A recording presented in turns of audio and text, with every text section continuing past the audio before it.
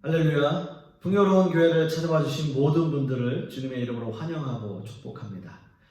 저는 오늘 여러분들과 함께 제자들의 발을 씻기시고 라고 하는 말씀의 제목을 가지고 함께 은혜의 말씀을 나누고자 합니다. 오늘 본문 말씀의 배경은 예수님의 십자가 순환을 하루 앞두고 있는 상황입니다. 성도 여러분, 만약 자신의 죽음을 하루 앞두고 있다면 과연 우리는 무엇을 해야 될까요? 하루밖에 남지 않았지만 주변을 좀 정리해야 될까요? 아니면 얼마가 되었든지 간에 마지막으로 정말 먹고 싶었던 것 한 가지 먹고 하루를 준비해야 할까요? 아니면 정말 후회하지 않을 일을 한다면 정말 누군가에게 잘못한 일이 있고 또 그렇다면 마지막으로 용서를 좀 빌어야 될까요? 예수님은 죽음을 하루 앞두고 제자들에게 마지막 고별 설교를 하십니다. 우리는 이것을 다락방 강화라고 부릅니다. 오늘 말씀은 예수님께서 십자가를 지시기 하루 전, 즉 6월절 전날에 있었던 사건입니다. 예수님은 모든 제자들과 함께 식사를 하시는 중이었어요. 여러분도 너무나 잘 아시는 최후의 만찬. 실제적으로 레오나르도 다빈치가 그렸던 그 최후의 만찬의 모습과는 그 당시에 식사하는 모습은 완전히 다른 모습이에요. 우리가 좀 생각해 본다면 예수님을 중심으로 디귿자 형태의 식탁이고, 그러니까 예수님께서 가운데 앉으셨겠죠. 그리고 모두 옆으로 약간 좀 비스듬하게 누워서 하는 식사의 형태입니다. 여러분들 많이 들어보셨을 거예요. 이렇게 최후의 만찬이 있는 동안 행해진 일이 두 가지 있는데요. 성만찬 그리고 세족식입니다. 사실 이제 마태, 마가, 누가복음에서는 최후의 만찬 기사는 있지만 이 요한복음의 세족식에 관한 내용은 마태, 마가, 누가복음에는 없어요. 그러니까 오직 유일하게 요한복음에만 세족식에 대한 그 기록이 비교적 상세하게 기록되어 있습니다. 요한복음 13장 1절 말씀을 보시면 이렇게 기록합니다.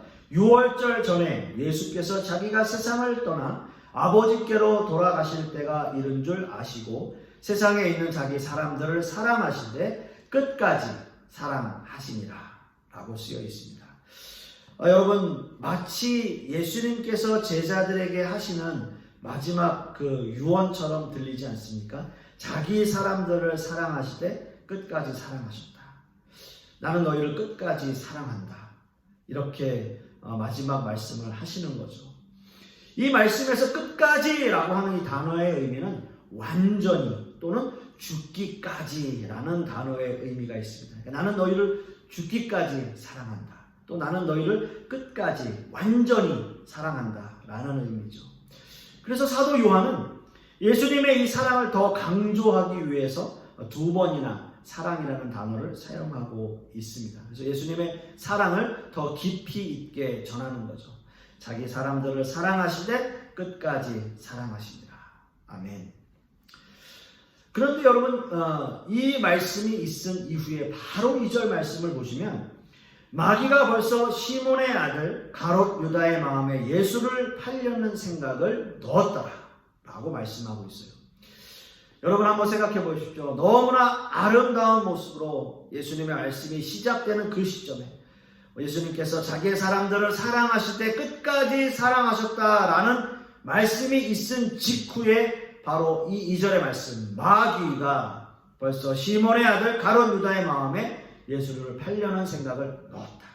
이렇게 아름다운 모습으로 예수님의 말씀이 시작되는 그 시점에도 마귀는 자신이 하고자 하는 일을 사람의 마음을 통해서 이용하고 있다라고 하는 거예요. 사도 요한은 유다의 배신을 더 강조하기 위해서 이 말씀을 서두에 기록하고 있는 거죠. 예수님을 배신한 것은 마귀의 사악함이 탐욕스러운 유다의 마음을 지배했기 때문이에요. 그 마음에 예수를 배신하고 예수를 죽이려고 하는 그 생각을 넣었다. 마귀는 자신이 하고자 하는 일을 하는 겁니다. 이제 예수님은 저녁을 잡수시던 것을 멈추고 세족식을 위해서 자리에서 일어나십니다. 그리고 예수님은 겉옷을 벗으셨고 수건을 허리에 두르십니다. 예수님께서 제자들과 함께 저녁 식사를 하시는 중에 베풀어 주신 세족식을 통해서 과연 우리는 어떤 메시지를 얻어야 될까요? 예수님께서 이 세족식을 통해서 우리에게 주시는 메시지는 과연 무엇일까요? 여러분, 이 세족식의 메시지는 훨씬 더 영적인 의미가 그 안에 내포되어 있습니다. 저는 여러분들과 함께 두 가지의 주제로 이 은혜의 말씀을 나누려고 합니다. 첫째로, 세족식은 우리의 죄를 씻어내는 행위이다라고 하는 거예요. 오늘 그 본문 4절과 5절 말씀을 다시 한번 보시면, 저녁 잡수시던 자리에서 일어나 겉옷을 벗고 수건을 가져다가 허리에 두르시고 이에 대야에 물을 떠서 제자들의 발을 씻으시고 그 두르신 수건으로 닦기를 시작하여. 아멘. 예수님께서 최후의 만찬 중에 베푸신 세족식의 의미는 죄악된 모습을 씻어내는 거죠. 여러분, 그 당시에 중동 지방에는 먼지가 많았고요. 주로 샌들 모양처럼 생긴 그러한 신발을 신고 다녔습니다. 외출을 하고 돌아오면 당연히 발을 씻는 것이 예의였고요. 이 일을 하는 사람들, 그렇게 발을 씻기 위해서 준비하는 사람들은 주로 그 집에서 가장 신분이 낮은 사람이 그 일을 담당하고 있었어요. 그런데 예수님은 이 일을 자진해서 하고 계시는 거예요.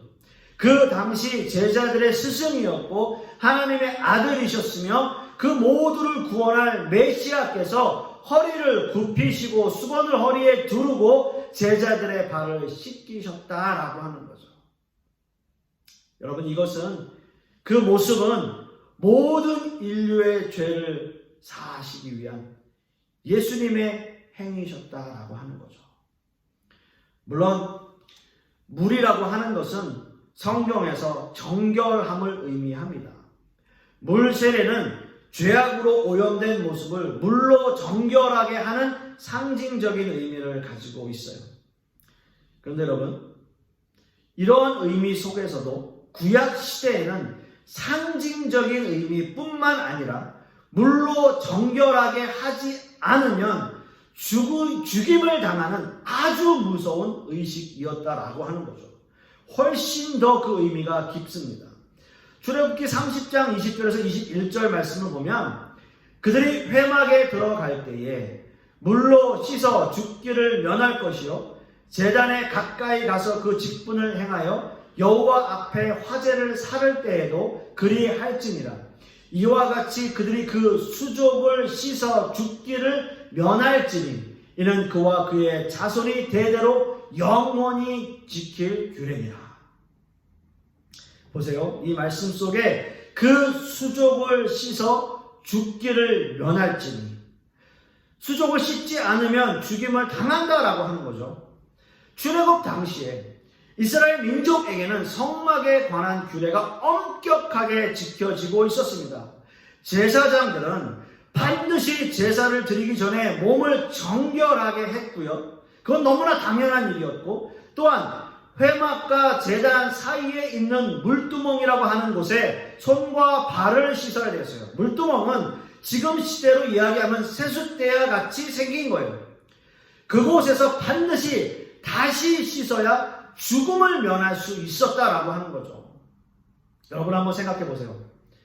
이거를 지금 이 시대의 상황으로 비추어 본다면, 비교를 해본다면, 우리가 예배를 들어오기 전에 이러한 모습으로 죄 사함을 받지 않으면, 죄 씻음을 우리가 행위를 하지 않으면 죽을 수밖에 없다라고 하는 거예요.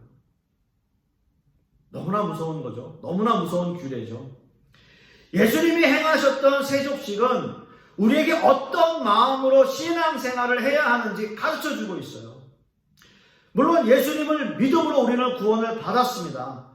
그래서 예수님께서 우리를 구원해 주셨기 때문에 우리는 하나님의 자녀예요. 하지만 우리는 연약한 육신을 가진 존재이기 때문에 날마다 죄를 짓고 살아가고 있어요. 우리는 알고도 죄를 짓고 모르고도 죄를 짓고 있습니다. 요한일서 1장 8절 말씀을 보면 만일 우리가 죄 없다 하면 스스로 속이고 또 진리가 우리 속에 있지 아니할 것이요 라고 말씀하고 있어요. 우리는 죄를 짓고 살아가고 있습니다. 우리가 죄가 있어요. 우리가 주님 앞에 나갈 때는 먼저 반드시 그렇기 때문에 철저하게 회개하고 죄 씻음이 먼저 있어야 된다라고 하는 거예요. 그래서 우리는 날마다 회개해야 되는 거죠. 예수님의 최후의 만찬 중에 베푸신 성찬과 세족식에는 공통적으로 죄 씻음이라고 하는 의미가 내포되어 있었습니다.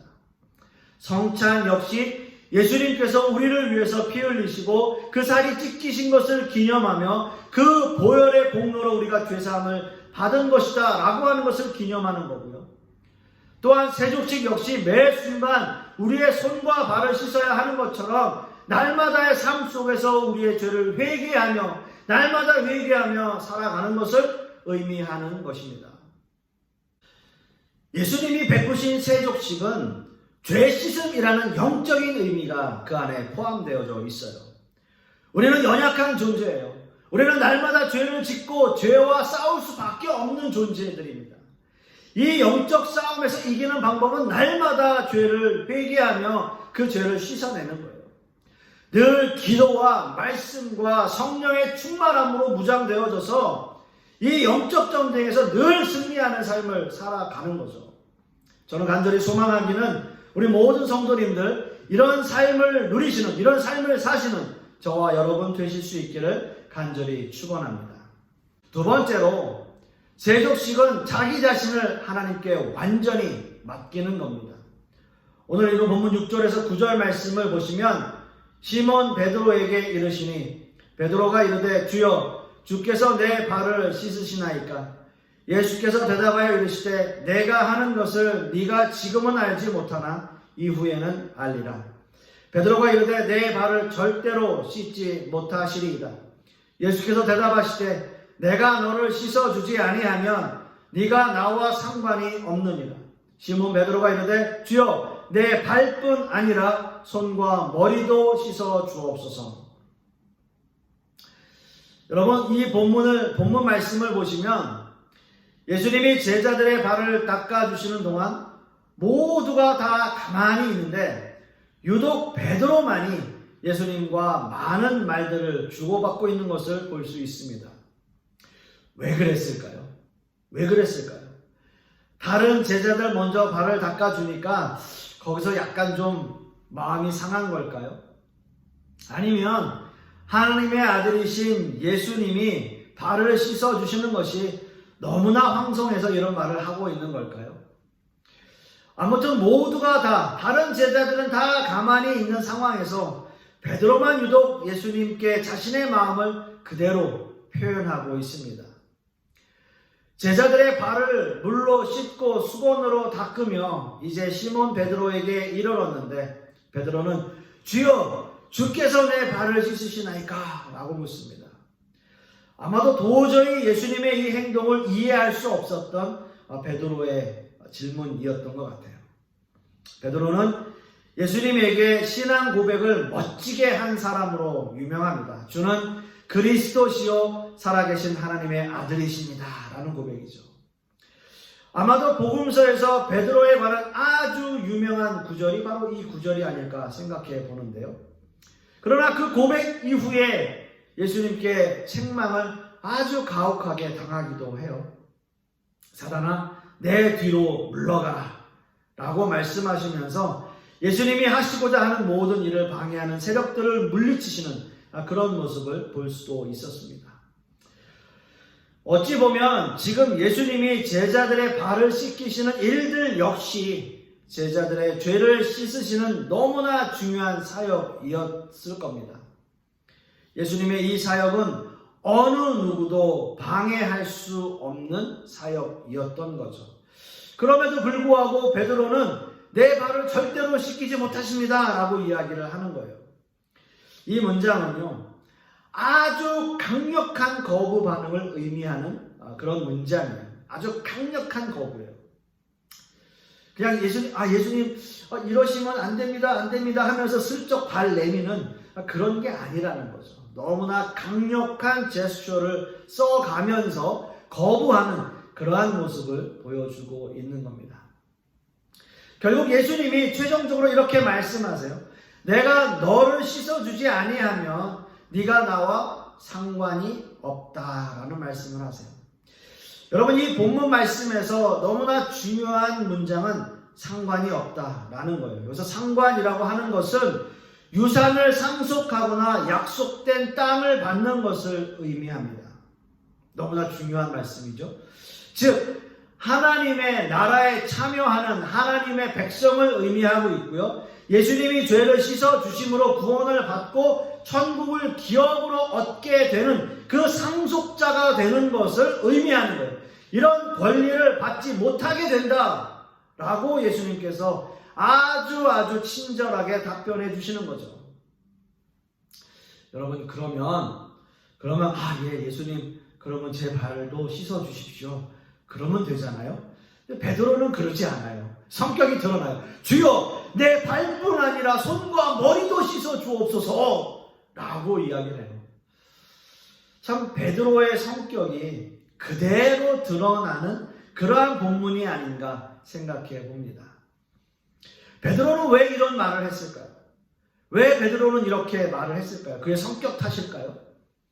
아마도 베드로는 예수님의 말씀에 비추어 두 가지 정도를 생각했던 것 같아요. 예수님이 베푸시는 물 세례를 받아야 한다고 생각했거나 아니면 많이 씻을수록 더 큰 축복을 받지 않을까 생각했던 것 같습니다. 어쩌면 그 당시에 모든 제자들이 이런 생각을 하고 있었는지도 몰라요. 다만 표현을 그들은 안 하고 있었을 뿐이죠. 그 제자들은 드러내지 않고 있을 뿐이고 베드로는 성격상 모든 것을 말해야 직성이 풀리는 성격이라 이렇게 드러내놓고 말을 한 것처럼 보입니다. 우리는 이 베드로의 모습에서 지금 우리 신앙인들의 모습을 발견하게 됩니다. 먼저는 우리 자신을 주님께 맡기지 못한다라고 하는 거예요. 우리는 모든 것을 내가 하려고 해요. 내 중심으로 하고 내가 해야 마음이 놓이는 사람들이에요. 여러분, 이것은요 인간이 가지고 있는 교만한 마음이에요. 신앙생활을 하는 궁극적인 목적 또한 마찬가지입니다. 내 중심적인 신앙생활을 하는 거예요. 예수님이 베푸신 세족식은 그 어느 누구도 대신할 수 없는 죄 씻음의 행위입니다. 누가 해줄 수가 없는 거예요. 오직 예수님만이 하실 수 있어요. 예수님이시기에 그 일이 가능하고요. 예수님이시기 때문에 그런 일을 할 수 있는 거예요. 여러분, 예수님께서 그 발을 씻겨주시는 상황 속에서도 베드로는 그 발을 내밀지 않는 거예요. 예수님, 제가 씻으면 됩니다. 제가 할 수 있습니다. 라고 하는 신앙인들 말이죠. 주님께 맡기지 못하며 자기 중심적인 신앙생활을 하고 있는 사람들을 의미하고 있는 겁니다. 여러분, 후안 카를로스 오르티스 목사님이라고 하는 분이 계신데요. 제자입니까? 라는 책을 쓰신 분이에요. 그 목차 제1장의 타이틀이 바로 뭐냐면 내가 복음서라고 하는 거예요. 내가 복음서. 이 책에 보시면 최근 들어 우리는 다른 복음, 즉 인간 중심의 복음, 인간적인 복음을 듣고 있다라는 말을 해요. 인간 중심의 기도는 이런 겁니다. 주여, 당신을 위하여 저의 가정, 자녀, 직장, 사업에 복을 내려 주옵소서라는 기도예요. 겉으로는 하나님을 위하는 것처럼 보이지만 그 내면적으로는 모든 것이 다 우리 중심의 축복을 의미하는 기도다라는 거죠. 이게 내가 복음이라는 거예요. 마치 베드로가 자신의 발을 씻기시는 것을 강하게 거부했다가 예수님의 말씀을 듣고 자신의 머리까지 씻어달라라는 식의 신앙을 의미하는 거죠.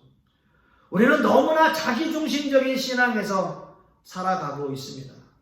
그리고 수많은 목회자들이 그렇게 외쳐요. 예수님을 믿는 일이 당신에게 얼마나 큰 축복이 되는지 그것을 여러분 믿으십시오 라고 말하는 거죠. 여러분 가만히 생각해 보십시오. 여러분의 기도가 정말 하나님을 중심으로 한 기도인지 아니면 나를 중심으로 한 기도인지 가만히 우리의 기도를 분석해 볼 필요가 있습니다. 우리는 기도의 대부분의 시간을 나의 필요를 채우는 일로 사용해요. 내가 복음서의 중심은 나를 위한 복음을 의미합니다. 예수님의 말씀이지만 내가 선택적으로 그 말씀을 믿고 따르는 거예요. 기도하기 싫을 때는 기도하지 않고 말씀 읽기 귀찮으면 읽지 않는 거예요. 예배에 참석하기 싫으면 하지 않는 거예요. 모든 것이 내 중심으로 사는 신앙인을 의미합니다. 예수님은 그래서 베드로에게 이렇게 말씀하시는 겁니다. 내가 너를 씻어주지 않으면 네가 나와 상관이 없다. 내가 너를 씻어주지 않으면, 즉 내가 너를 반드시 씻어 주어야지만 너와 나는 관계가 있는 사람이다 라는 뜻입니다. 주님이 반드시 우리를 씻어 주시는 일이 먼저 있어야 돼요.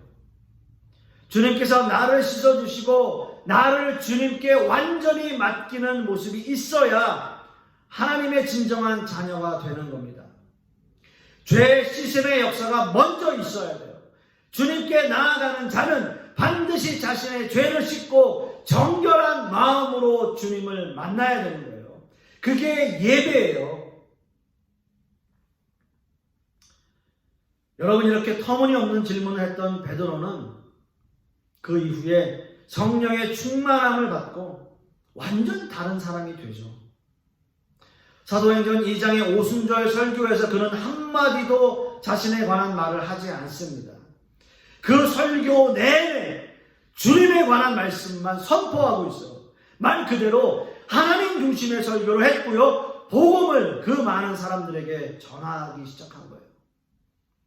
그 말씀을 이해한 사람들은 마음의 찔림을 받고 세례를 받았어요.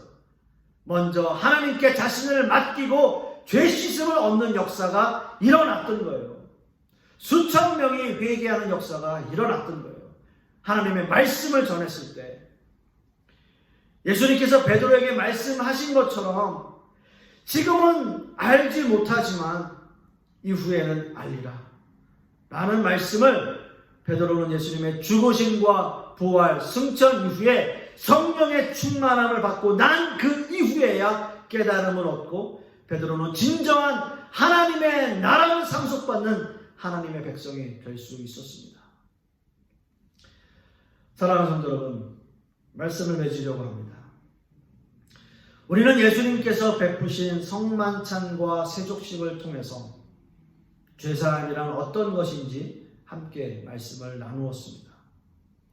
우리는 하나님 앞에 먼저 나아갈 때 우리에게는 죄 씻음이 먼저 있어야 된다라고 하는 거죠. 회개가 있어야 돼요. 이것은 나를 중심으로 한 신앙이 아니라 철저히 하나님 중심의 신앙인으로 살아갈 것을 의미하고 있는 겁니다. 나를 버리고 나를 하나님께 맡길 때 우리는 비로소 완전한 하나님의 사람으로 새롭게 태어나게 되는 거죠. 간절히 소망하기는 이번 한 주간도 진정한 하나님의 백성으로 살아가시는 저와 여러분들이 되실 수 있기를 간절히 소망하겠습니다. 기도하겠습니다.